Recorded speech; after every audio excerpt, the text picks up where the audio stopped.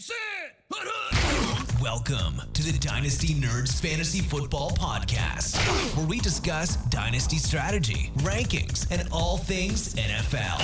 So get ready to geek out on fantasy football with your host, Rich Dotson. And welcome to the Dynasty Nerds Fantasy Football Podcast. I'm Rich Dotson.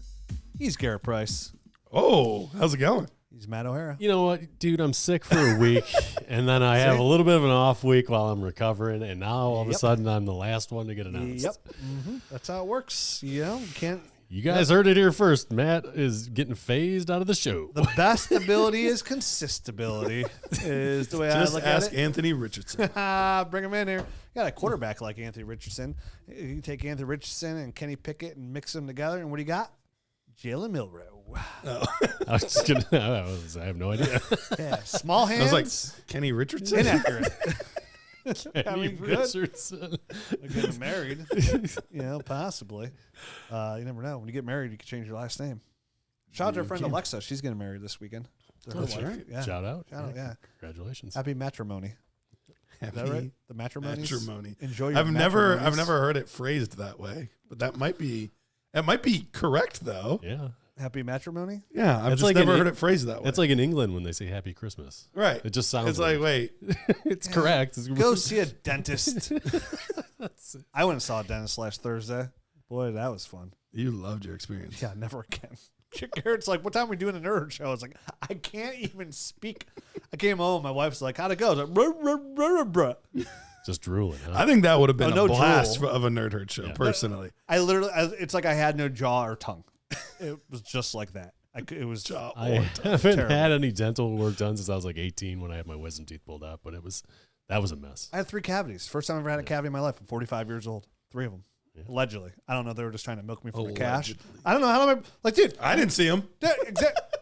my teeth felt fine. But, you know, if you go to dentist, like, oh, you got 3 cavities. You're like, I'd like to argue that case, please. My teeth feel fine. Like, just tell you. Wait, the second opinion? What are you going to do? Go to Yeah. Go to another dentist. Like, you go to dentist, like, no, I don't. Like, sir, yeah, I do. I'm like, no, I don't. Just leave. Your word against mine. Yeah. It's just like the trust you put in. You go in there, I'm like, hey, you have a cavity. Like, we're going to have to drill your tooth. Like most mechanics, like you don't really know what's going on. Yeah, same thing. You're a mechanic. Oh, dude, your filibuster is busted. And you're like, that sounds Dang it, had the filibuster. That sounds crazy. This is gonna take forever in the Senate. Dude, it's a hard thing being a guy sometimes when people come to me and talk about cars and stuff. Like, I don't know shit about cars. I could change the oil if I had. Never have, but I In know, theory. I know where to look. I probably No, you can't. no, I probably can't. Let's not overblow. I've changed tires and things along those lines. Come on. There you go. I don't know anything about cars. You know, like, sorry, it's not my bag. I saw a video of this one guy, like it was like the car was just being like super squeaky and stuff like that, and the dude literally just took deodorant and put it on the belt. I saw that. And it's like squeak gone, and he's like, yeah, it'll be $500. Every time my mechanic sits there, like for like my vehicles, I bring in there, and they'll be like, "Oh, this, and that, and this," and I'm just in my head going, "Dude, whatever you say, like you might as well speak I believe in you. Klingon to me because I have no idea what's going on. You know, it's like, come on, guy. Yeah. Like, I'm not gonna sit here and pretend either. I'm like, okay, dude, like I don't know anything about cars. You can totally milk me all you want, I guess. That's why I was like, listen, man, you can be my mechanic as long as you're always like cool and fair and honest with me. Like screw I'll me bring over. every vehicle I have because like my other company has like trucks and stuff. Yeah. And I'm like, dude, I'll bring everything here. But like the moment I feel like I'm slighted, I'm out the door. Yep. See ya. I have no idea how to. I don't. That's You have no idea how to gauge that feeling. what's it called when your threat's not real? Lying. No, like there's a word for it, isn't it? Calling Like, your bluff. come on, be a man. That's the only thing. Calling your bluff. Be a man. Talk to me about cars. What's it really called? Come on, tell me about your V6 coming down. Hey, I'm buying this truck. I've had a Ram since 2008. I love them. It's the best truck ever. And guys like, oh, this is like a V8 Hemi and stuff. And I call my stepdad. I'm like, hey, this guy tells me this engine's got like this V8 like Hemi. I'm like, is that good? He's like, oh yeah, it's pretty good. I'm like, okay, Cool. All right, cool. Thanks. Like, this all sounds real good to me. As I spit on the floor. It's got to go make a phone call. I'll be Slap right a back. baby in the face. Like, such a man. What? That's what men do. What kind of car? I have never seen a man slap a baby in the face. Well, guess you're not a real man. Car buying experience not. by Rich Dotson.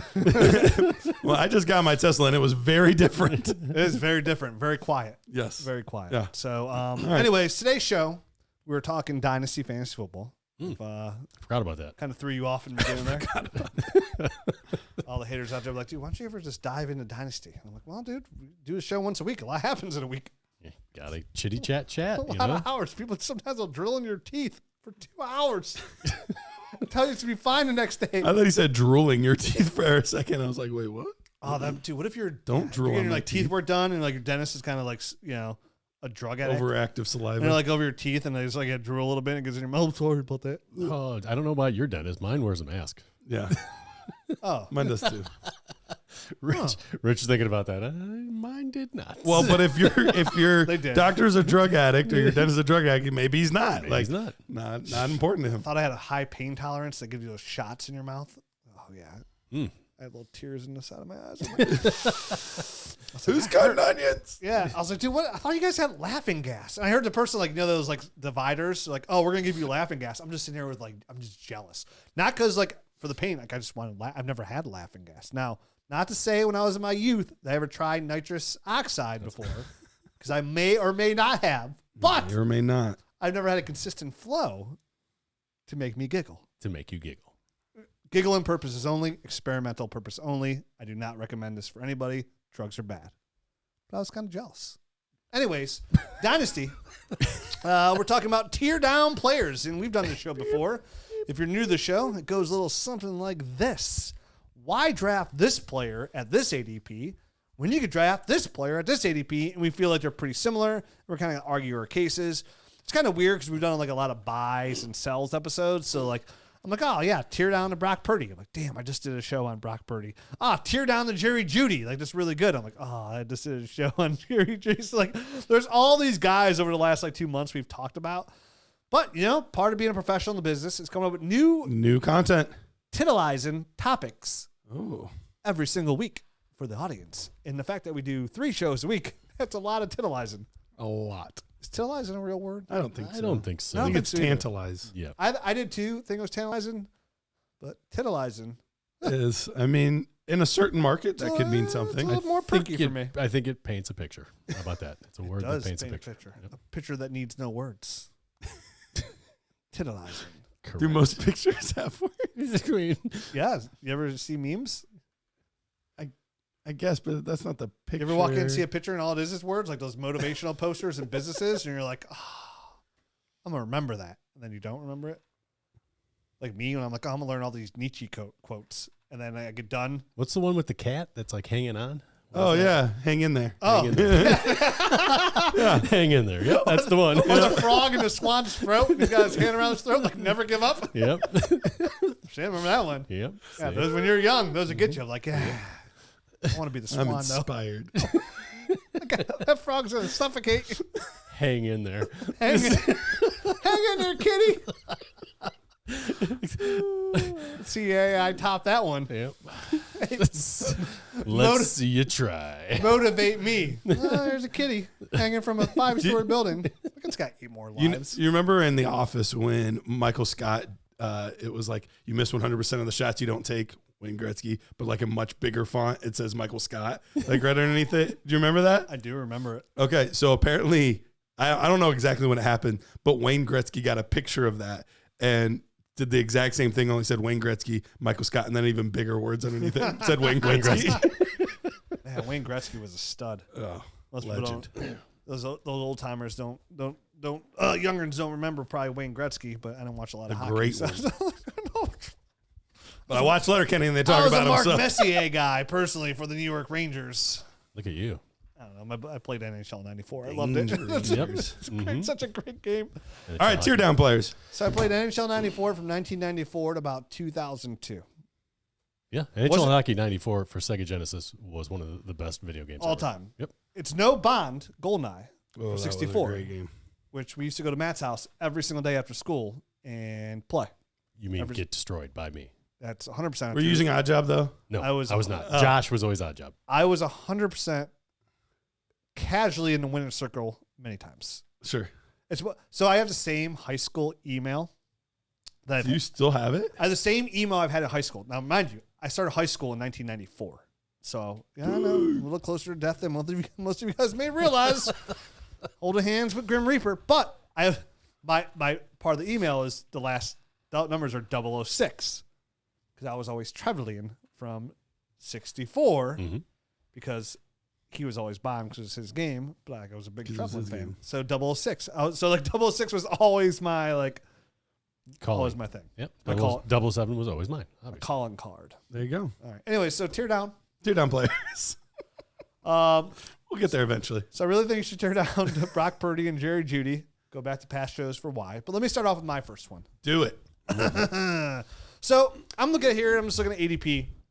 Remember, just because I say tear down doesn't mean I don't like the first player. It just means I think there's better value somewhere else. Trade down, get a first round pick next year. I think that's important to note. Yeah. Like this isn't, I don't like this first player at all. And we still might think that the first player is better. Yep. Like head to head, I would still probably take this player ahead of him. But if I can get pretty close to the same value and save a few rounds, it's worth it. Yep. Yeah, and sometimes just think how much you can get for dropping down a round, right? Sure. Like it could be a first, it could be another pick right there. Like I just traded. We did a startup draft we're doing for the Dynasty. Like I moved out of 110, and I got 210 and 3-4 something like that. So it ended up working out where I traded Bijan Robinson and David before I got the pick. I traded Bijan Robinson and David Njoku for Marvin Harrison and Saquon Barkley.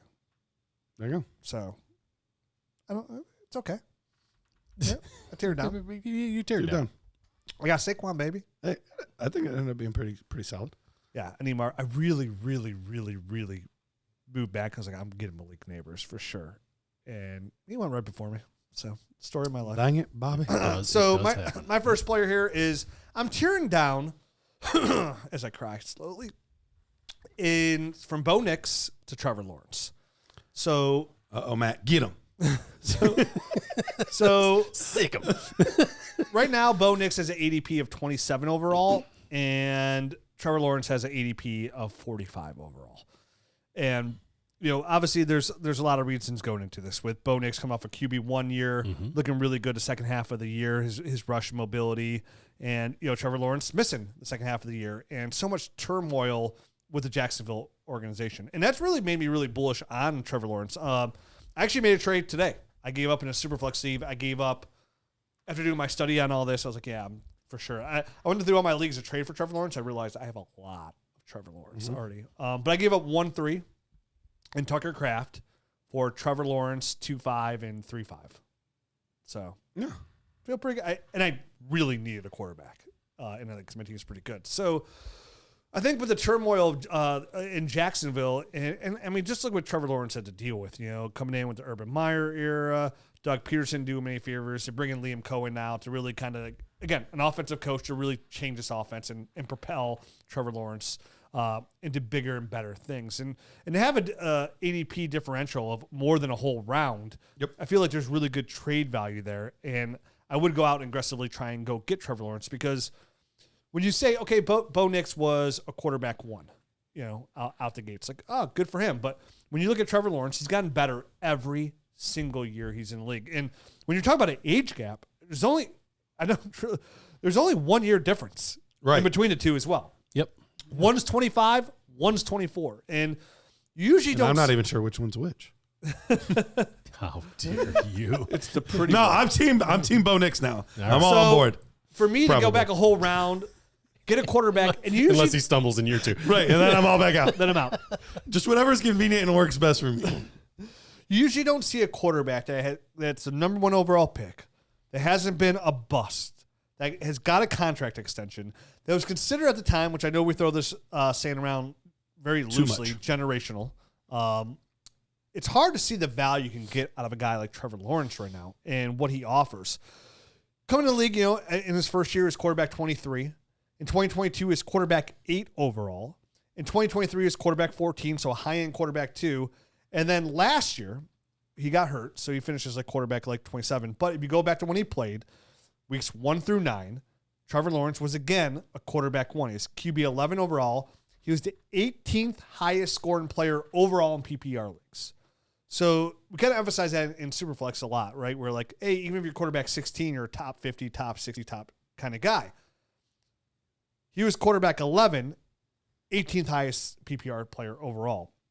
So when you look at what Trevor Lawrence has done over his entire career, which has been either a high-end quarterback 2, he's never been not a quarterback 2 at all in his career when he actually starts.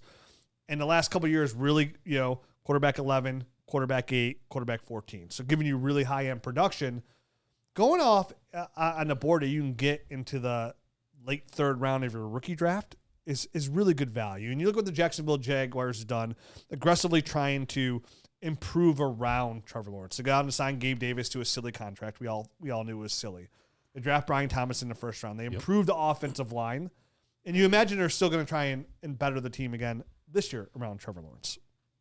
And I hope they work out that line a little bit more. I would think this year with what they have, it's going to be a line. It's going to be the line and probably the running back position, right? I mean, I feel like they could. This is such a loaded draft that it's probably a good time to supplement and get somebody that really fits that system. Right? It'll be interesting to see what they end up doing because there's just, I mean, it's a team. If you're picking as early as they're picking, there's a lot of holes on your team. Yeah. So it'll be interesting to see what they prioritize. But it wouldn't shock me if they went out and got a running back, even though Etienne's fine and Tank Bigsby's fine. Like I feel like if they fall in love with somebody in the third round, they could absolutely go take. I feel like you can do better than both of those guys, especially in this loaded draft. You might be. Yeah, you probably could. I feel like almost every team is going to come out of this class with a running back. I think so too. It's that deep, so it depends where they take one. But you're right; they have a lot of holes, and this is a team that can be better, right? So Trevor Lawrence, at only 25, has easily at the least 10 more years on your dynasty roster. And again, this is no slight to Bo Nix, but we always see not always, but you get the second year sophomore slump a little bit. We take a step back.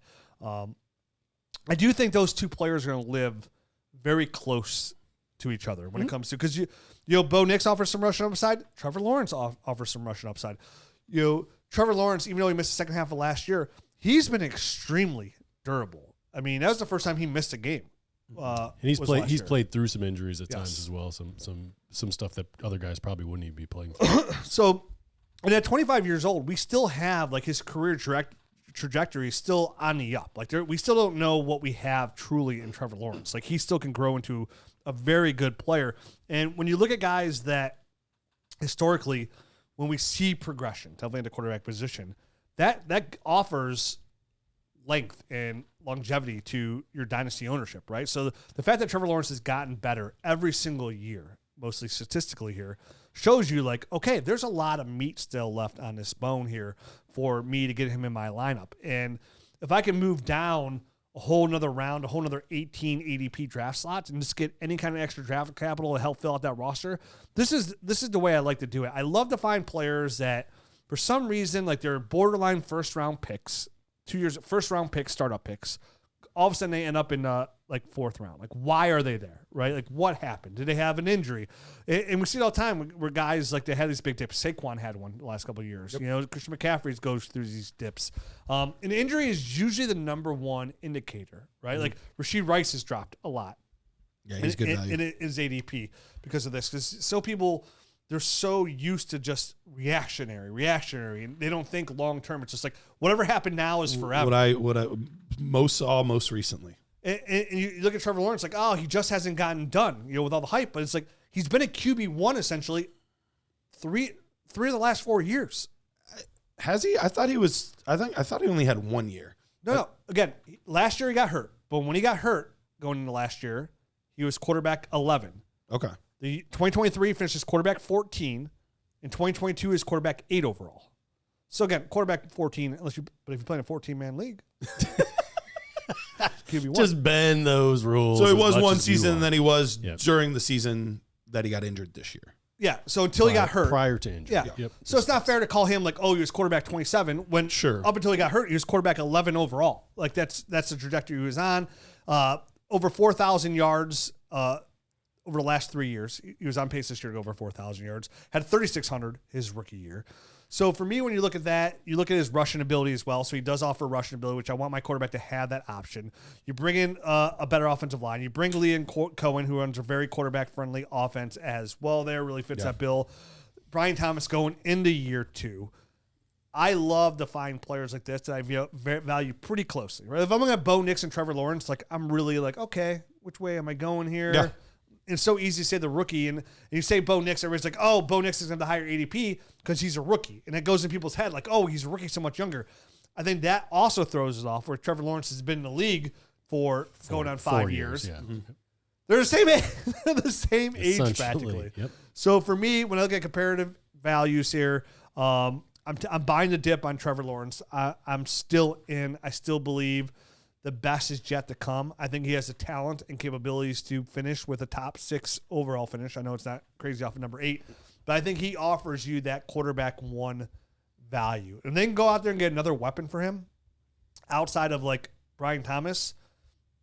Look out. And obviously, whenever there's change in offenses, that's what kind of can propel some of these things to there can be a difference between perceived value and how you see the future going. You know what I mean? So it's or how actual value in our eyes is different than perceived value. So it's just that's what we say this on the show all the time. You're shopping for value, right? Like a little bit extra on top, because eventually it adds up to a lot of pieces, and that's what we're trying to do, just get championship caliber pieces to put ourselves in the best possible way to make trades. Honestly, for me, like I'm not the biggest Trevor Lawrence guy. I've never been like a huge fan. Like I think he's fine. He just has never done enough for me. But I'm 100% with you, even though I'm not a big Trevor Lawrence guy, just because of the value between the two players. Because I think you're right. I think they offer very similar upside. I think they offer very similar things as far as passing and running the football, and they're very similar in age. So if I look at everything across the board and all things are equal, and I can get one player a round and a half later, then I'm gonna make that kind of move. It's these moves that we're gonna talk about. Some of them are real fun and flashy, but most of them aren't like super sexy moves. But it's just that shrewd thing to say like, okay, would I rather if I take a look at the ADP here, would I rather have Trevor Lawrence and look at a guy that's going around the same range as Bo Nix, like Bryce Hall? Or Brian Thomas. Would I rather have Trevor Lawrence and one of those two guys, or would I rather have Bo Nix and either Bucky Irving or Rome Odunze? I like Odunze. I love Bucky. Yeah. But I'll take Bryce. I'll take Brian Thomas. I'll take those guys with the other quarterback. I really like Rome Odunze. I think he's a very good value. Oh, yeah. Oh, I'm a big Odunze guy. He's such a but you're right. Like, but I'm not putting him over Brian Thomas at the moment. I would 100%. And what a stack that would be. Like Brian Thomas and Trevor Lawrence compared to Bo Nix and Rome Odunze. One is the uncertainty, and one you feel pretty good about. Because, again, historically, you know what you're getting on Trevor Lawrence, right? Like low-end QB1, hopefully mid-range QB1, but probably lower-end QB1, very high-end QB2. I mean, look what Liam Cohen, high-end value. Look what Liam Cohen did for Baker Mayfield. I mean, absolutely. If there's any sort of magic there, and he's able to boost Trevor Lawrence, I mean, you could be looking at somebody that's a mid-range. Yeah, QB1. Liam Cohen riding Dave Canales' coattails. Yeah, that I am kind of keeping just a little bit of an eye on that, because we sometimes see coordinators get promoted real quickly because of the success of their quarterback or whatever. He's only been an offensive coordinator for 1 year. I mean, he was at Kentucky, but NFL offensive coordinator for 1 season, and he gets like a head coaching job that quickly. Yeah. And I do wonder a little bit of like, how much of this is Cohen, or how much of it is like he inherited a really good situation? Dude, it's tough to know. And it blows my mind. The NFL is, these people are like Harvard educated, super smart. And I'm like, you don't realize, is it just Peyton Manning? Or is it right? Or is it Adam Gase, or is it Joe Brady? You're like, oh well, guess what? He has Josh Allen. Right. You know what I mean? Like same thing. Like maybe Baker did really good with Canales. Not saying Liam Cohen's bad, but then you hear him out and say Duvall, and then you have some questions. Yeah. What's his name? Josh McDaniels got 2 head coaching jobs because of what Tom Brady did. Yeah. Like, and he's probably a fine coordinator. I'm not saying, but like terrible head coach. It's not the reason Tom Brady was Tom Brady. Tom Brady was independent from him. He just got to be there. So I'm not saying Cohen is or isn't the guy, but I am keeping an eye on that. And it's so different than being a good coordinator and a head coach. And I saw Benjamin Albright said, he's like, when Schottenheimer got hired for the Cowboys, he's like, Brian Schottenheimer always struck me as like somebody who'd be a really good head coach, even better than he is as a coordinator. Because it is completely different to be a head coach. Look at Chip Kelly. Coordinator. Great coordinator. Was not a good head coach. No. Terrible head coach. You know, so it's not always the same thing. And for the most part, it's very simple narrative. Do you have a good quarterback or you do not? You know what I mean? If you have a quarterback that's slightly above average, like Jalen Hurts, you put that team around him, you're going to go have a very good chance to win a Super Bowl. And I think that's part of the reason why Ben Johnson was so sought after, because I don't think anybody views Jared Goff as a really good quarterback. But he made that whole offense. Now, granted, they did an incredible job drafting and all of these things to surround him with good pieces. But I think that's the appeal of Ben Johnson. Is he wasn't working with this all-pro legendary quarterback. He took a guy that was kind of an afterthought. And, you know, that year we were talking about, well, they draft Hendon Hooker, Justin Fields, or different guys like that over that time. And then all of a sudden it's like, oh, man, Jared Goff's really good again. And some guys can do both, but you're right. Like, and some guys, like, their offensive mind just over Trump, like a Sean McVay, a Kyle Shanahan. You know, like, I feel like Ben Johnson's that kind of offensive mind that will kind of, no matter what, supersede all that. He's going to run such a good offense. He'll help carry that along. Well, there's guys that you can see the angles.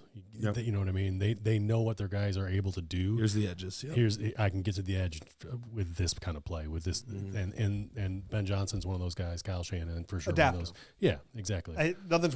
Nothing's easier to run yourself out of a job than when you try to put the square peg in a round hole. Right. Like, you're running my offense. Like, no, you adjust your offense to the players you have. You don't run your offense. Like, the Nerd Herd show.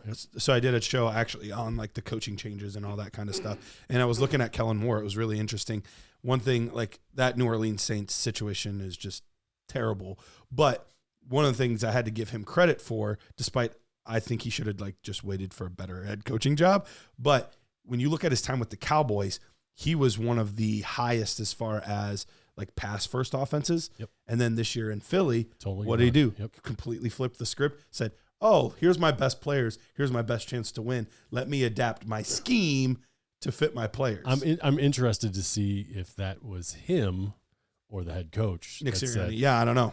Because we'll find out next year when it's his show and he's running it, and he doesn't have a ton of pass catching weapons. You know what I mean? He's gonna have a hard time succeeding no matter what. Yeah, he does. He is. He's in a rough. I feel bad for him. Spot. Not me.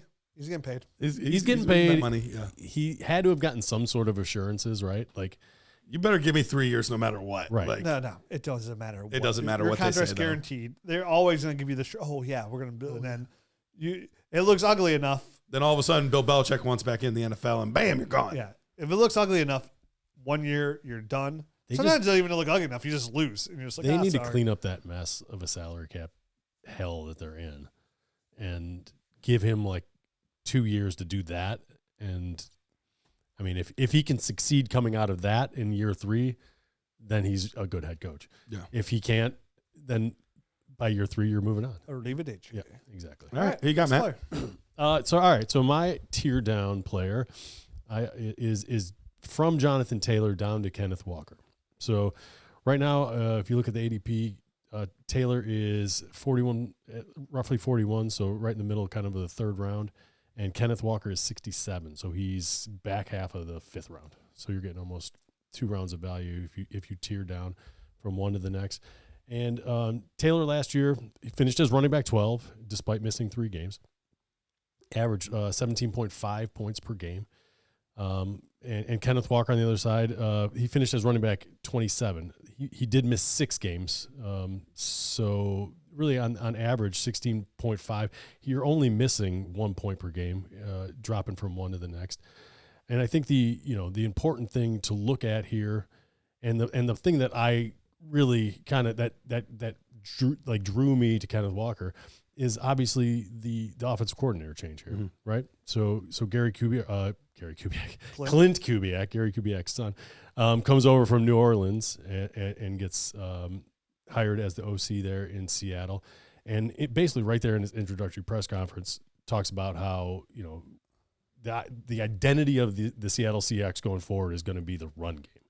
Which he literally talked like he was trying to get Kenneth Walker to take his pants off. Because it was the Kenneth Walker I love you show. Well, I mean, Zach Charbonnet had to be in the corner like, dude, I work here too. I work, guys. And it says we're going to do whatever. Well, he said we're going to do whatever we can to get the ball in our best runner's hands, and that's what Walker is. I mean, that's a quote. That's a wild thing to say before having a single practice. Like he believes in the guy. Well, mentioned him by name over and over. Never mentioned Zach Charbonnet once, and said how his system of the outside zone zone run game, Yeah. That scheme works perfectly for Kenneth Walker, which he's 100% right. It's a much better fit for him. Listen, visually, when you see those two guys, Kenneth Walker is the type of running back that would fit in that. Mm-hmm. If you dig into the numbers, it also paints that same exact story. So I looked at some of the zone concepts that they ran last year versus man concept, and they were almost 50-50. As a matter of fact, Zach Charbonnet was 50-50. He had like 65 of each. And in the man concept zone versus the zone, in the man concepts, he averaged 5.9 yards per carry. So pretty good, right? I mean, that's where he kind of made his hay. When you flip over to the zone concepts, it drops down to 2.5 yards per carry. So, I mean, not only does it show visually that he's not the type of guy that puts a foot in the ground and makes a cut. He's not that kind. He's a straightforward kind of power type of guy. He catches passes out of the backfield. Kenneth Walker is more of the back and forth type of guy. Just for comparison's sake, it was 81 zone concepts for runs for Kenneth Walker last year versus 71 man gap schemes, and there wasn't much of a difference. It was 4.1 in the man gap and 3.4 in the zone. So it's not like he was exactly tearing it up in the zone concepts, but you have to remember that they were kind of 50-50 split. It wasn't like they heavily favored one over the next.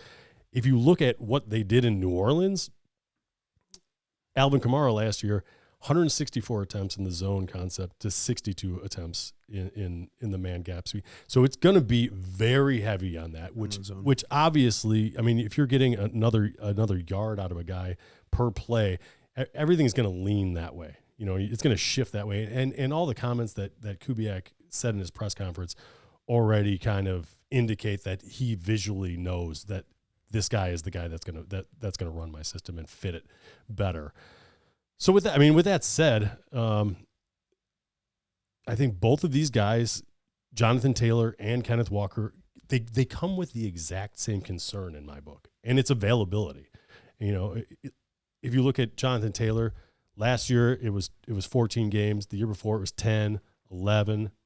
2021 was his monster year that he played all 17 games. That was the only year, and then his rookie year was 15 games. You missed the one COVID game, yeah. For Kenneth Walker, it was 11 last year, 15 and 15. So it's availability for him. This is the issue with Kenneth Walker. It's not his. It's never been talent at all. So if I'm going to have the exact same concern about both of these guys and their 1 point difference as far as points per game, I'm going to go with the guy that's over 2 rounds later. And it's the exact same point you were making, Garrett, about Trevor Lawrence and Bo Nix. If you can get the exact same sort of production 2 rounds later, why not do that? Especially if you have very similar production and basically the same fears. And you get a year younger. He's 24 compared to 25. Yep. So that's another bonus. And I love Kenneth Walker in space, right? Like always had, Kenneth Walker always looks fantastic when he's actually able to get to the edge, which he had the ability to, right? He has got to speak out there, but they put him in an outside zone scheme, which great opportunities definitely in the pass game with him in space. Bodes very, very well for his fantasy football. And I think another point that I wanted to make and I forgot in there, this zone scheme is going to be different than any of the zone runs that they were running last year. It's a much more efficient. This is the Clint Kubiak was Gary Kubiak's son, who was Mike Shanahan's. So it's all coming from the same Shanahan tree and all that kind of stuff. The one that's successful with the 49ers, with the Dolphins, with all these guys. Like almost a whole offense that we see today in NFL comes from I would pretty say, much. I think it's like half of it have a Is- Shanahan influence. Yeah, half of it is from like the Gary Kubiak offense, Shanahan offense, and the old 49ers Walsh. and the Walsh concept. They like those two together. Like they innovated the whole offensive schemes, like those two. Yep, no doubt about it, man. So I just wanted to make that last point. But, No, I'm so torn on this one because for a while I was actually on team like sell Kenneth Walker because of all the injuries. We talked about it on the show a month ago or so. All of the injuries. He was like super inefficient last year. He only had 3.7 yards per carry. So he was like really, really inefficient, where Zach Charbonnet still wasn't amazing, but a half yard better at 4.2 yards per carry. So like getting pulled up by that man scheme. For sure. It was fitting, the right puzzle piece and all that. So for a while I was on the Kenneth Walker sell train, but the offensive coordinator change very much so did shift that for me. And that made a big difference in my evaluation of what Kenneth Walker could potentially do moving forward versus what I thought he was going to do in a similar type of offense moving forward. Because it did seem like it was starting to trend more towards a true timeshare. Yeah. And Charbonnet, honestly, was just being better in it overall as far as his numbers went. So all that being said, I have no issue with this, with tearing down. I don't know that I would particularly, but I get the concept. If you can save yourself, a round and a half to 2 rounds on a player, I get that. So I don't have any issue with it. I just seeing Jonathan Taylor run at the end of last year and things finally kind of start clicking again for how he looked as a sophomore and as a rookie, where he had 2 RB1 seasons. Then he had a 3rd RB1 season this year. So we have 3 of them, where Kenneth Walker, we've still yet to get that RB1 year out of him. This will be year 4. That's where I have a little bit of hard time with that, just because we've seen Taylor prove it a lot more. But you save the round. So I could be talked to. You save the round, and I feel like he can be reached for even more. Like if you get past that top 4 guys, he is the guy everyone's kind of scraping for. Yeah. And if you miss out on him, let's say you were hoping he falls to you and you just miss out on him, he gets scooped right before he gets picked up right before you're drafting or something. I would feel okay, I'm going to wait a couple rounds now, and I'm going to get Kenneth Walker and feel pretty good about that as well. Right. So this is a clear case of, I do like Jonathan Taylor more than Kenneth Walker. Yeah. But I feel okay if I get Kenneth Walker instead to of save the rounds. Yes, I think that's what I agree with 100% here with is, one, outside of everything that Kubiak has said, right? It really bumps him up, which also then gives Kenneth Walker a little bit insulation into something, leading up to late April. A lot of jobs that we feel like, a lot of running backs we have on our dynasty rosters that you feel are safe are not going to be safe. We're going to turn this dynasty running back position upside down on its head come here in about 2 months, right? It's a look drastic difference. And I think with those statements, they give you a little bit more security. Like, okay, here's another running back position I can kind of circle as safe, right? Because even somebody who's been really good, like James Cook, coming out and saying, hey, I want $15 million a year, all of a sudden says, wow, James, you want $15 million, but we take this guy here in the 2nd round, Omar in Hampton, or some of those lines, and he could fill your void pretty quickly. We could get Trevor Henderson in the 1st round. Very similar player. And I think Daniel Jeremiah just mocked that today. And kind of change you out for $5 million a year and get same, if not better, production. James Cook looks fantastic. He's been great. But that's the kind of move we could see. All of a sudden you go, oh my goodness, you have Ray Davis there. It sends the end of it. I'm so curious how this draft's going to work out at running So back. it works out. So that helps too. And then It's going to be fascinating. I think the big thing is what you said, Matt, too. Here's the whole point. And I understand, we'd all draft Jonathan Taylor ahead. Yeah. But in a startup draft of where you're taking him, it's okay, you are looking at that, or do I wait? And the running back position is the one position outside. We said this already, Garrett. Unless you're getting, Jahmyr Gibbs, unless you're getting Bijan Robinson, unless you're getting Ashton Genty, and we could throw kind of Devon Achane in that mix, Maybe and Bryce. maybe Bryce here, and if you love Bucky, some of those lines. Although somebody mocked Ashton Genty to the Jets the other day. That was the stupidest thing I've ever seen. That's interesting. Yeah, it was stupid. No hard feelings. No hard The thing is, But lots of hard feelings. on a position where we all have bad days. do you want Jonathan Taylor or do you want Ladd McConkey? Right. So same thing. Like Matt said, you told me earlier, do you want Jonathan Taylor and Zay Flowers, or do you want Ladd McConkey, A.J. Brown, Brock Purdy, Jackson Smith and Jigba, and Kenneth Walker? Right. Like, Yep. kind of same thing with you. Yep, So it's, exactly. that's the whole purpose of it, of saying, hey, let's tear down a little bit. Let's beef up here and get equal production down here. Exactly. And of course, could Jonathan Taylor be running back one? He's done it before. It's not a possibility, but it'd help if we get some quarterback play to kind of It would help. take the box away from him. It would help. And if and maybe Kenneth Walker's had so many surgeries on his core. He's all tightened up. Yeah. So tight. He's so tight. Yeah, he's got that Tighten net up that spring. core. He's got a 15-pack. One guy surgically removed. Right. Obviously. 6-pack, You don't get this 8-pack, pack anymore. 4-pack. That would be weird if you had like the extra rib, thing going on, but an extra ab. One extra ab. Yeah, Maybe that's what his problem has been this whole time. Too many abs. Too many abs. That's my problem It's too. a weird looking Just have belly button. too many you got abs. It's tough. Yeah, Garrett. All right. Next up, we have my tear down player. And I never thought I was going to be able to tear down from this player, especially how last year started.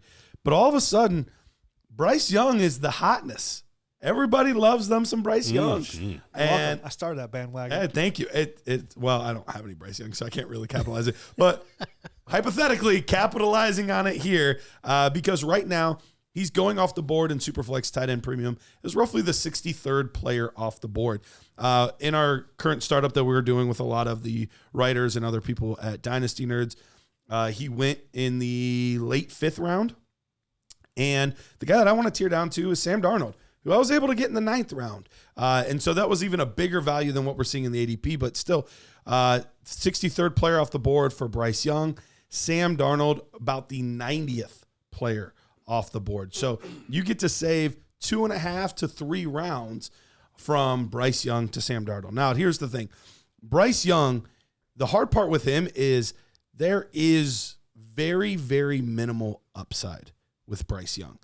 Even when he was doing like his best work this past year, we still only saw 1 or 2 games where he had like a big game. And one of those was the end of the year. They're missing all their starters. They're running scrubs out there. He looked really good. He looked really good in that game, but he was playing against backups. You should look pretty good in that kind of. I wouldn't. You would not. You would not. You're Allegedly. we have seen you in action. You would not. So it's just interesting to me that we're now hyping Bryce Young up to a point where like, hey, he can be relevant, which is cool. I think he could be relevant in the sense of like, hey, he's consistently quarterback 16 or 15. Like, cool. Well, we just saw Sam Darnold be quarterback 9 on the year. Now, granted, it was in a very good offense. We don't know what the system and situation is. But if there was one player that we know can do it, it's Sam Darnold. We don't know if Bryce Young can do it. Maybe he can. Maybe he can't. But what I do know is Bryce Young is still on a team that is very, very devoid of talent. There is not a lot there as far as pass catching options. You gonna talk about your boy Xavier Legette like that? Unbelievable. Man, almost had 500 yards. 490. Mr. 497. So I think that's the thing for me is, yes, we don't know where Sam Darnold is, but the minute he signs with a team, his ADP is going to get pushed up. For sure. And dude, And he's coming off career years. And what a year to do it. Yeah. In a very weak quarterback class. Yeah. And there is a lot of – the Jets need a quarterback. The Raiders need a quarterback. The Steelers need a quarterback. Mm-hmm. And the Steelers need a quarterback The now. Browns The need Browns a quarterback. The Titans need Titans, a quarterback. Depending Giants. on what happens in LA, the Rams might need a quarterback. There are a lot of potential openings. And don't you think the Rams would look? Panthers need a Yeah. quarterback. Well, New Orleans. That makes my tear down even better. New Orleans needs They a need a quarterback. quarterback. Yeah. You're right. I mean, the whole Stafford situation's like up in air. I mean, they're getting rid of Kupp. It's like, dude, like you're saying, we're did you giving hear up. Matthew Stafford's wife? Basically, like she was on a podcast talking about like we would be fine going somewhere else and like all this stuff. I'm like, oh no. She probably sees it like, dude, I kind of want to win. Which was a team that was almost ready to go to the Super Bowl. It's Yep. weird. It is Like, odd. what is crazy is the Eagles won the Super Bowl, and the Rams had an opportunity to beat the Eagles. Like, which is not. Yep. That's how close they were. And they're like, yeah, you know what? We're ready to move on. Sorry, Cooper Kupp. You're just not you're too much money. We're just going to move on here. But dude, again, Sean McVay, good coach, but Matt Stafford, great quarterback. Mm-hmm. As a Browns fan, I would take Matt Stafford. I would for too. 2 years over him. Like, give me 2 years. Dude can sling it. I mean, he can absolutely sling the rock. So yeah, all that being said, I'm capitalizing on just the slight uncertainty before he signs somewhere, because I think it's very likely he signs probably a 3-year deal, maybe as money as 5, but probably a 3-year deal worth $30 million.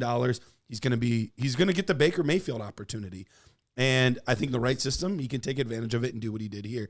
But even if you're like, I don't even want to play that game, okay, just wait for him to sign and then sell Sam Darnold and get the quarterback you like. So for me, I think it's a very easy tear down opportunity that he's going to move right back up into the Bryce Young range any day now. And I think he's going to do better than a Baker Mayfield deal, too, because of everything we just mentioned, like the lack of quarterbacks available. Like, he's really hit the perfect scenario for him and what he's done. So I think he's going to get paid. I think he's going to get paid, too. He could be north of that number. I think he very well could. I think it'll be significantly north. You think significantly? I think you think like in the $40 million range? Oh, yeah. And I think that'd be impressive. I think the years will be like what you said, maybe like 3 to 5. But I think it might. I wouldn't be surprised to see Sam Darnold sign a 3-year, $150 million deal with like $85 million guaranteed, like something on those lines. Like, if that's the case, this makes this even better because he's gonna be in demand. Right, that's the problem. Teams need him. Baker wasn't in demand, right? Like Sam Darnold will be in demand, which will always same thing. Free agency, we see guys like Gabe Davis all the time. They get overpaid in free agency. Where's Vegas drafting? 6. There's 6. They're at 6. Jets are at 7. I don't think he goes back to the Jets, but no. A lot of people predict Aaron Rodgers goes there. I mean, and look at the market. You have Sam Darnold, you have Aaron Rodgers, and you have Russ Wilson. Yep. 2 of those guys aren't very popular all the times in their locker rooms. And maybe Kirk Cousins. That's he's gonna go play for the Browns, so don't worry about that. Him and makes too much sense. It makes way too much sense. So I love it. Yeah, Kirk Cousins. So a lot of great grandpas out there, and then Sam, the guy who likes to like a little bit of Molly and get out there and get loose. Allegedly, I have no idea where that comes from. I've just seen pictures. Sources. I have not heard the sources. I've not heard these rumors. I know people that know people. I don't want to tell you so Trey Lance. Good thing you listened to me at the time. And there you go. Best source ever. All right. So before we go into our next segment, I got to sell you guys on something. It's our friends over at My FFPC. And I'm going to save you $25. I'm going to give you $25 to your next Dynasty team. All you got to use the promo code NERDS when you go over to myffpc.com. Check out their orphans, what they got going on right now.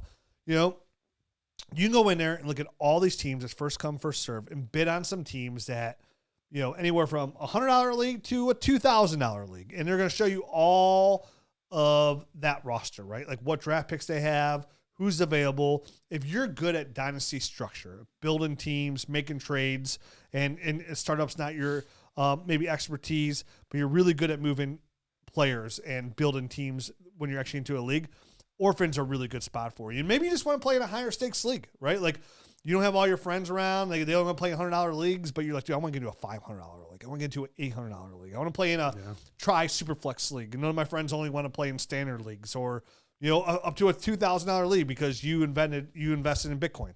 And here you are. You got money to burn. You know, My FFPC is great for that. And not only that, they also give you the security of your dynasty league being around forever, right? Like I just saw a tweet the other day where somebody said, man, my 7-year league is folded. And like, look at this team I built. Like, what a shame. So and you're just like, God, it's the worst thing ever is like to waste your money and like you trade away picks for the future and then the future never comes. Like my FFPC has been around since 2010 and they've never had a league fold. It's protected. They have their, whatever they have to do, like the, pay out money. I can't remember what it's called, but like their licensing fees are a licensed game operator. So you're guaranteed to get your money. And so the upside of how many, like the price point you can get into, the security of the league, and picking out any league team that you want is such a nice avenue to have. Go over to myffpc.com. That's myffpc.com. Use that promo code NERDS. Get a free $25 off of any team you want to get in there. and check them out.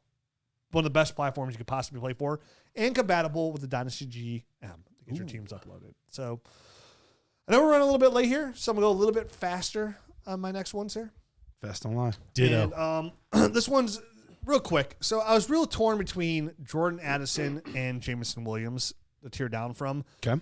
And I love Jordan Addison, but my biggest thing him is like he's a very nice player. He still has Justin Jefferson. He still has got TJ Hawkinson. I expect them to bring a running back in pretty early in this draft. Having JJ McCarthy there, I wouldn't be surprised if they take one first, second round. I really wouldn't. So I end up going Jameson Williams, who currently has an ADP of 85. And my tear down is a Ricky Pearsall, who has a ADP of 105. So 20 spots, almost 2 rounds different. And if you go to Addison, it's significantly higher.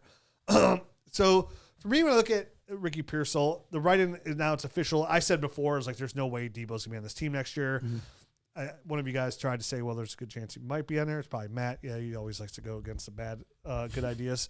Wait, what? I said there's no way Debo's on the team next year. And you're like, well, I don't know about that. The contract, this and that. Okay. But they've come out and said they're going to trade Debo Samuel. They gave him permission to seek a trade on it. Or cut him, is what they're saying. So this is going to take Ricky Pearsall and to propel him to the starting lineup. We saw what Juwan, and I've already made this case, I think, earlier. Like, look what Juwan Jennings did. He was like wide receiver 15 overall. Brandon Ayuk coming back from an ACL injury. George Kittle going to year 32 of his league. Ricky Pearsall being year 32 of his league. Yeah, that's pretty decent. He's pretty. That's a pretty good league. Since birth, he's been in the league. Out the womb, came out. She's like, hut, hike. He's like, into the world. So I'll catch that. So he still plays with those Legos. So Ricky Pearsall, really good route runner, really good hands. Caught my afterbirth. First round pedigree. Sign him. It's a placenta pie. So, we mentioned Kyle Shanahan earlier, the offense he run, it really favors his number one wide receiver out there. And you can easily say Ayuk's making the big bucks, but he's got to come back from the ACL injury. And we saw Pearsall look pretty good at the end of that year. No doubt. This past year as well. So to me, to get a guy that they invest in the first round of the NFL draft when they literally did not need to do that whatsoever with the weapons they had. And they had just extended Juwan Jennings. They had Debo Samuel on money, and obviously they had plans to extend. I think no one saw Juwan Jennings coming, even San Francisco. I think they knew they had a good player. I don't know that they knew he could be what he was last year. Good enough to extend him, though. No doubt. It's funny you pick Ricky Pearsall because I was super close to picking Juwan Jennings for one of somebody in this offense is going to step up. It's going to be one of these two guys. Ricky. So pretty Ricky. It very well. I think it could be.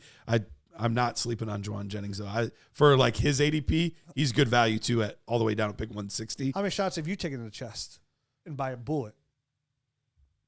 None. Exactly. We all know the other shots you got. But for Ricky, he's taking shots to the chest from a bullet. Came back same year, looked pretty good. Has nothing to do with fantasy. No. I was Everyone knows all the greats got shot. Tom Brady, Joe Montana. Garrett taking shots to the chest. That's all. So, when you look at that, when you look at guys like Jameson Williams, who's 2 rounds ahead of him, and listen, Jameson Williams is a very nice player too. Again, this is no shot to Jameson Williams, but finally cracked 1,000 yards this year. Yeah, I mean, there's so much. We lose Ben Johnson.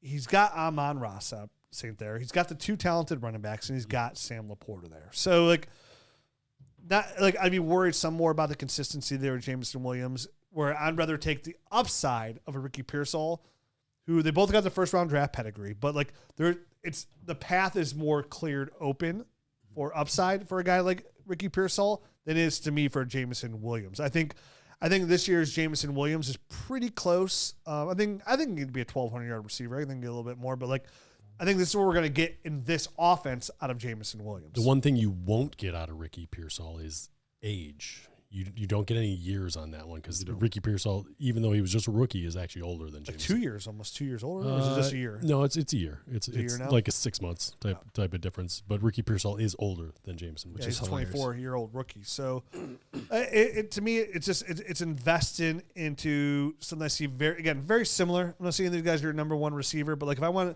you said right now, Rich, slide somebody into your wide receiver 3 role that you want, for high upside, who you taking, Jameson Williams, Ricky Pearsall? To me, it's easily Ricky Pearsall. I think he's got a better shot of being a consistent guy. I think that's correct. Yeah.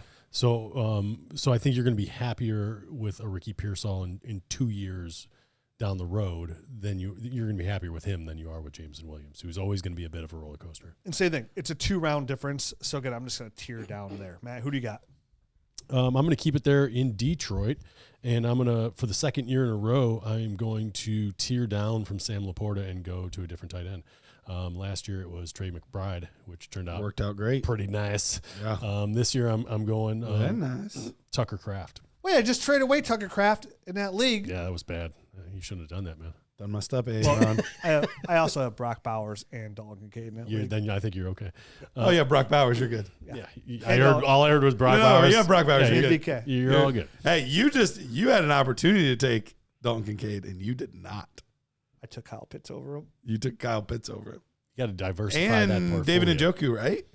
Or no, somebody was in your draft slot that took Yeah. Njoku. But yeah, listen, just read my Valentine's Day card I put on Twitter. I couldn't believe you took Kyle Pitts over him. I was very surprised by that. What Valentine's Day card did you send out? It was like me and Dalton Kincaid breaking up. Oh, Valentine's Day card. yeah. It's like it was about the love of Dynasty and It was while you were on your deathbed, Matt. me and Dalton Kincaid breaking up. It's about 3 paragraphs. Nice. It was heartfelt. Listen, I was out.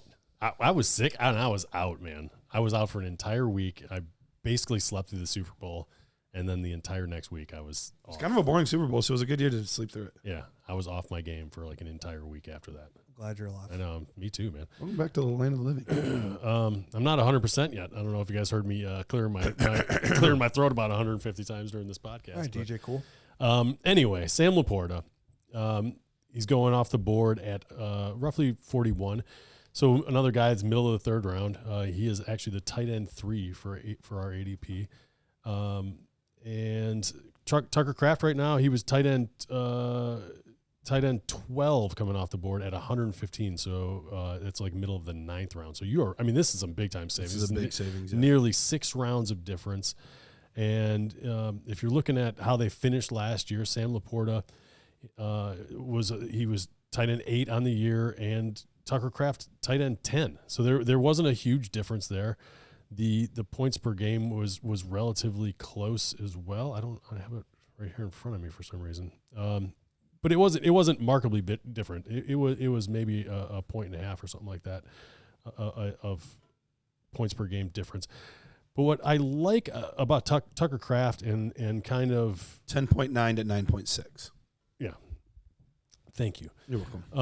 I knew it was close. I just couldn't remember the numbers. Sam LaPorta is a guy that's kind of in year 2 trended down, right? I mean, we saw him go from the tight end number 1 overall to tight end 8, and kind of across the board, things went down. The targets went from 120 down to 83. The receptions went from 86 down to 60. His yards, 889 to 726. 10 touchdowns to 7 touchdowns. So everything kind of across the board trended down for Sam LaPorta in year 2. Obviously, that has a lot to do with the emergence of Jameson Williams, blah, blah, blah. Obviously, Jahmyr Gibbs is getting more involved as he kind of grows into his own in year 2 as well. And Tucker Kraft on the opposite end of that spectrum, everything was trending upwards for him. He went from 40 targets to 70 targets, 31 receptions to 50 receptions, 355 yards to 707, 2 touchdowns to 7 touchdowns. So everything kind of went the opposite way. And when you dig into these guys, like the route percentage, all that kind of stuff, Tucker Kraft is at 71%, 71.6%. And Sam LaPorta, 71.7. Like, you're getting almost the exact same route participation. So both of these guys are heavily involved in the offense. And I think they're going to live in similar areas as far as fantasy production. And we talk about it all the time. If you don't have one of the top 2 or 3 guys, which Sam LaPorta usually is in that conversation, we're kind of punting on the rest of the guys, right? But I think Tucker Kraft is one of these guys that can be a sneaky guy and kind of sneak into this conversation where I don't necessarily know that he's up there with Sam LaPorta, but I don't know that Sam LaPorta is up there with these other guys. I feel like Sam LaPorta might be one of these guys that's the first one in the next tier. First guy in the next tier, and Tucker Kraft is entering that tier for me. So I feel like this is a great opportunity to get 6 rounds difference of value. When somebody goes and reaches for Sam LaPorta, you can be like, hey, you're getting name right there. You're getting name recognition with a guy like Sam LaPorta, and maybe it makes you feel warm and cozy getting a guy like that at your tight end 1 position. But I'm going to wait 6 rounds and get Tucker Kraft and get nearly the same exact production, the same route participation, and a guy that's trending upwards instead of a guy that's kind of, I don't want to say that he's getting phased out of the offense because I don't think that's what it is, but other guys in that offense are emerging. Mm-hmm. And now all of a sudden we don't have a Ben Johnson at the offensive coordinator position. So I'm not exactly sure how this whole thing is going to look there in Detroit, and whether or not Sam LaPorta and the whole offense as a whole is going to be as efficient, have as many plays, if he's going to run 403 routes next year at 71%, or if it's going to be closer to 350. So it's just, for me, I think an easy tier down. And I feel pretty good about this guy. And as far as age, they're both 24 years old. You're getting the same exact age. They came out in the same draft class, all that kind of stuff. Yeah, I don't love this one. But again, I'm a tight end slut, so it really kind of skews my view a little bit here. The thing worries about Tucker Kraft a little bit is still, like, he did all that when Luke Musgrave got hurt. So Luke Musgrave was on the pitcher. He's a very athletic tight end too, a move tight end as well. So, like, how does that all play out? Do they do run more 12 personnel? How does Luke come into the field? How does it? And listen, I like Tucker Kraft. I also view him a little bit more like in the Pat Freiermuth kind of like range. Like, again, very like. Now I'll say this: Pat Freiermuth, ironically enough, is the guy that's right between Sam LaPorta and Tucker Kraft at tight end 9 last year. So I mean. Yeah, yes, I mean, he very well could be. I mean, Freiermuth averaged 9.9, Tucker Kraft averaged 9.7. And now, what I like about Tucker Kraft, and I like to gamble on there, because like he's the kind of player I would take pretty high in that next tier, like one of the first people off the next tier, because like I can see it. Like I don't feel like he is that Pat Freiermuth stuck there. Which, again, we'll see with the new quarterback there. Maybe it could change something for Pat Freiermuth, and if George Pickens moves on. But like, I still at least Sam LaPorta has a tight end 1 overall finish. I would like to see how like that kind of grows in this kind of offensive with the new offensive coordinator. They use the tight end a little bit more. To me, to tear down like that, like I would like. He ran the most routes of anybody in Green Bay last year. He did. Yeah, and I think that's the thing for me. That's why I am on board with this one, because if you could argue because you were already talking about the direction, Sam LaPorta, they're losing Ben Johnson. We don't know what this offense is going to look like. Maybe it could be better, but probably not. Like they were the number 1 offense under Ben Johnson. They were number 5, and number 1 as far as points per game. So those touchdown opportunities were there for the taking for him. Whereas Tucker Kraft, he's in a situation right now where who is the number 1 pass catcher in this offense? Is it going to be Tucker Kraft? I have no idea, but at least there's like a path to it. So I could see that. Would I draft Sam LaPorta ahead of him? 100 times out of 100, I would draft Sam LaPorta ahead of Tucker Kraft. Absolutely. Yep. But if I could save 6 rounds, and I think that's really what it comes down to. So to kind of keep playing the same game that we've been playing, would I rather have Tucker Kraft and let's see, where's he at roughly?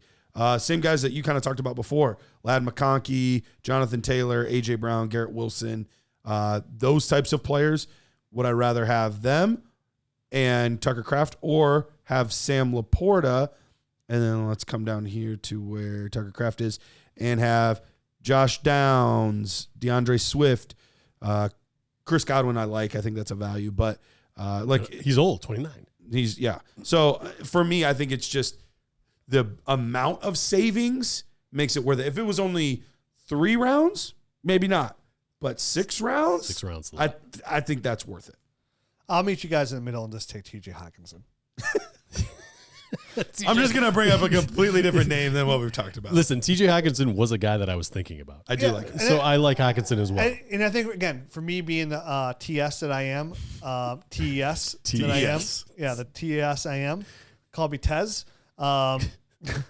It's like I couldn't drop. Maybe that's what's getting me. Like I can't drop. Like I don't want to drop that far for like. Again, I like Tucker Kraft, but like I understand the point. It's like, okay, meet me in the middle. Give me I would rather have this player here, but then give me TJ Hawkinson. Yeah. And instead. that's the thing. I just kept scrolling down, and finally I get to Tucker Kraft way the heck down here at tight end 12, 111th. I think he's my tight end 6 or something like that. But that's the thing, though. You get him, and you feel like same thing. I feel good. Like, I got Tucker Kraft, but like you don't go like this is a championship caliber roster right here. Like no, he's somebody that you pair up with somebody else, and he's the upside, and you have somebody else that can fill in the gaps if needed. Like you're just all of a sudden you do that and you're like, all right, I'm just taking tight end. Give me David Njoku right behind him. I'm gonna back him up with Jake Ferguson right after him, and like you kind of have to bury that depth there a little bit. No, I agree, but I think he sense. could be your starter for the most part. Once you get in that third tier tight end, you can set any name. It doesn't. You're tiered down. They're all the same to me. He offers the highest upside, so I understand there. Like you're shooting a star. You know what? Go ahead and give me Fannin and give me Tyler Warren. I mean, I think the fact that I'm he go that route anyways. if I hadn't dug in and if I didn't see that he ran the most routes out of any wide receiver or anybody on the team. Yeah. That's what really kind of tipped it for me. Like, but those wide receivers also be traded like you're at Chuck E. Cheese and those Gophers, and you got one of those foam mallets. Like they're just pop, pop, pop, pop, pop, pop, pop, pop, pop, and then Luke. But he's not. Get a little, but he's not. You know what I mean? That's the whole point. These other guys are getting kind of like passed around, and they're like every time. What a game we play. Yep. 12 months ago, Sam LaPorta's tight end 1 overall, cream of the crop, getting crowned. 2 years before that, Kyle Pitts was like the unicorn. You had to pay 5 first-round picks to get him, and now like. No. So what are you saying about Brock Bowers? Oh, he's a true unicorn. Don't scare me. Listen. He's a different unicorn than the other unicorn. One unicorn, and you got an old paper towel holder on a horse's head. I can be fooled, right? Other guys were just glued on horns. Yeah. Brock Bowers is the real thing. Like that's just a Norwal. Yeah. That's not even the same. That thing's got a mustache. Bowers is a true unicorn. Yeah. Like same thing. Like we knew Bijan Robinson was a unicorn. We knew Saquon was a unicorn. We know Bowers is a unicorn. You knew Julio Jones was a unicorn. You knew Calvin Johnson. We know right now Jeremiah Smith at Ohio State is a unicorn. Like so, whether we want to throw the word generational around a lot, nah. Either a unicorn or not a unicorn. Or a Norwal. Well, that just gets real. Kyle Pitts or Norwal. Bowers was a unicorn. A unicorn. Dalton Kincaid, a donkey. Dalton Kincaid. Is he even real, man? Well, wow, he's worse than Norwal. As of now. There has to be something he's almost like that. It's a like duck-billed platypus. You always see that horse like drawn where it's like, where it's like part of it is like beautiful. Off by Michelangelo, and it ends up with like a 6th grader. You're like, oh, okay, that's where it's at right now. All right, let's get to the last guy here. Between the lines. So I'm gonna do another office quote here. Remember when Michael Scott was falling in love with Holly, and Aaron, the receptionist, is like, I don't get it. I don't get it. Her personality is like a 3. Her knees are like a 4. Her ears are like a 3 and a 7. Add all that up, what do you get? 17. And they treat her like she's a perfect 40. And like, that's exactly how I feel about CJ Stroud. I'm like, why is he still quarterback 7? Why is he the 19th player off the board? Like, I just don't understand it. He had a solid rookie year where he was quarterback 11. But you saw the writing on the wall there. It was like, unless he can throw continuously like we saw prime Pat Mahomes, he doesn't run. He doesn't move. And we saw him come back to earth this year, but yet his ADP is not that much changed. I guess he was going earlier into the first, but like he hasn't dropped at all. So for me, I'm just like, I don't get it. I don't understand it. And for me, he is the easiest tear down player that we have right now. We've said this multiple times. Right. Like, again, I know we said my guy Brock Purdy's been better than CJ Stroud in every aspect possible, but he goes significantly past him. Like it blows my mind. I just don't get, and I was hoping like well, maybe there's something weird about the ADP and we got everything, zeroed in, and nope, he's still here. I saw him in our startup draft. He went mid-second round. Like, I keep getting reminded of it, and I'm like, people are going to adjust and change and see. And it's just nobody is. Keeps on. It just keeps on happening. And so the only good thing about that, though, is like he is so young. Sure. There's a lot of room for growth. But if you're, again, for people who are so easy to pivot, like I said, Sam LaPorta and all these like unicorns, like nobody's pivoting. Like if anybody else in the league, they have anything that goes on like CJ Stroud did last year, they're like, oh, dude, like his ADP dropped significantly. But for some reason, like you said, he sticks around. He sticks around. And like to get him, you're pivoting on a guy like CeeDee Lamb, Malik Neighbors, Ashton Genty, Justin Herbert. Like you're having to pivot on those guys to take CJ Stroud. I would take Malik Neighbors' twin brother over CJ Stroud. Yeah. I don't know who he is, but he's probably good. Does he have a twin brother? He does now. What's the opposite of leak? Mushroom? I was thinking of like water leak. Oh, I was thinking of the, so the was vegetable. I, but all I could think of was not. I know, that me too. Like, So he's Malik. His brother is no leak. no leak. No leak. There you So go. I'm pivoting down to Baker Mayfield. I get it. You're getting older, but Handsomer. you are getting handsomer. I would agree with that. Handsome fellow. But it's a dynasty league. Like even at age 30, you have at least 5 years. Your team is going to look drastically different. Wait. You can go through an entire rebuild, win a championship, and start a new rebuild by the time you go through 5 years. Like, I don't really care at the quarterback position unless I'm getting to like 33, 34. Then, okay, then I'll start to care a little bit. But we still see a lot of guys going past that point. So, like, I don't care. And Baker Mayfield has been significantly better than him both years of the past 2 years that he's been in the league. So this year, Baker Mayfield, quarterback 4. And we had CJ Stroud, quarterback 18. The year before, you're like, well, we're going off of his good year. Okay, well, CJ Stroud was QB 11, and Baker Mayfield was quarterback 10. So he was better than him there too. Like, to me, it's silly. It doesn't make sense. I don't get it. I would much rather save the 2 rounds and just wait 2 more rounds, draft Baker Mayfield in the 4th all day. Brock Purdy. Dude, you could name. You could name so many of the So quarterbacks. many other I happen to quarterbacks. pick Baker just because it was obvious to me. But yes, if you want us to get younger, go for Brock Purdy. If you want some more upside, go for Kyler Murray. If you want, like, just take whoever you want. You can draft him in the 4th or 5th round, and you'll be much happier. Yep. Bo Nix just came out. We were even earlier. tearing down from him. Yeah. You can tear down Was twice. it QB1? Tear down from CJ Stroud to Bo Nix, then tear again to Trevor Lawrence. Then guess what? Tear again to Sam Darnold. Look at that. 4 Wow. tiers. You just gained like 13 rounds. Bo Nix comes out with Sean Payton as his head coach, who runs a great offense, is a quarterback. What was he? Quarterback number, Bo Nix was quarterback 7. Yeah, just keep going up. So as a rookie, Moving on. he's done better than CJ Stroud has done in his first 2 years yet. And he still goes to like, same thing. Like, why wouldn't you just take Bo Nix over CJ Stroud? I mean, I would. I'd take Drake May over him. I'd take Drake May over him. Yeah. Like, I'd take, you know what I mean? Like that kind of kid.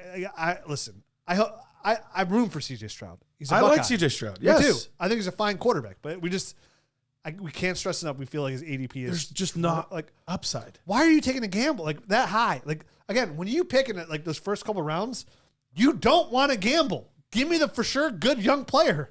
And if you're going to gamble, at least make it somebody with upside. There is no upside. And the thing with CJ, he's not There's a even, low floor and a low ceiling. There's both. He's not even he's not contractually insulated either. Like if CJ Stroud goes out and all of a sudden he has 2 like okay, not great years, and Texans all of a sudden take a step back, like You could be on the Sam Darnold train. he could be Justin Fields. You know what I mean? Like another Buckeye.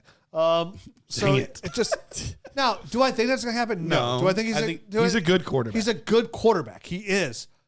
But again, He's just scared. He's Jared Goff. we Have play they figured out fantasy football. We were whoever's the highest fantasy upside. He's a good quarterback that doesn't offer that ceiling because of his non-Russian He ability. doesn't have the fantasy ceiling that everyone wants. I think Yes. the Houston Texans are perfectly fine with what they've got there. as a real-life quarterback, Yes, yes. absolutely. He's no Bo Nix. Did they figure out the offensive coordinator there? I'm not sure that they have hired an offensive coordinator yet. Okay. That's a good question. I was just curious. I could look at a bit, but yeah. Better than the Cowboys. All right. Better than the Cowboys.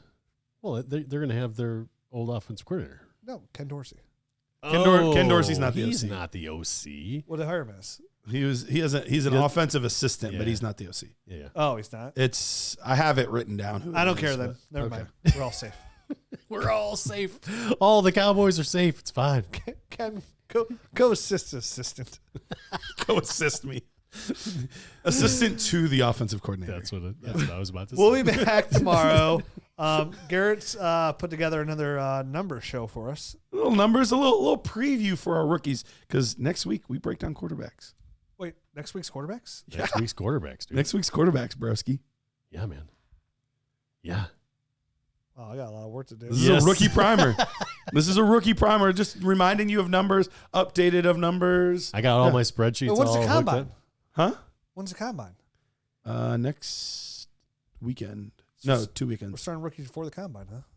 We have to, because we got 1 week in the middle. We'll have no. Oh yeah, You're on vacation. I'll be in Dominican Republic tending my tuchus. We'll have no good height weight measurements, right? Yeah, unless they were Senior Bowl unless they were stuff. senior bowls. Those are the good ones. So, Yeah. wow, I didn't know. My week just got so. My wife was like, "Oh, do you mind if I go do this on Saturday?" And I'm like, "Yeah, I don't care. Guess what I know." Guess what you're doing now. Guess what you're doing? I'm so excited and so scared. I'm so excited. Oh, He said, wait, that's next week? Scared. people are like, "What? You haven't started watching tape yet?" I'm like, "No, I start next week." And it's I'm like starting tomorrow, dude. people, yeah. I mean, yeah. It's not. I start, tomorrow.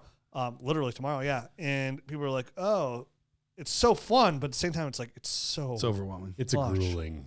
Yes, it's Work. grueling. I watched so many hours tape. But if you want to watch tape too, get in the Dynasty Film Room. We have all 22 film in there, largest all 22 film library in the world that's accessible to you. For fantasy football. For the price of a cup of coffee, you can watch all the rookies, all 22 film, cut up perfectly just to the plays around the field. You really want to watch these running backs because you're not going to know which one to draft. So besides fun. taking Was that RB Edward for it. Scissorhands you had going on? That was. That was nice. That's Edward Fingerhands. Finger hands. Yeah.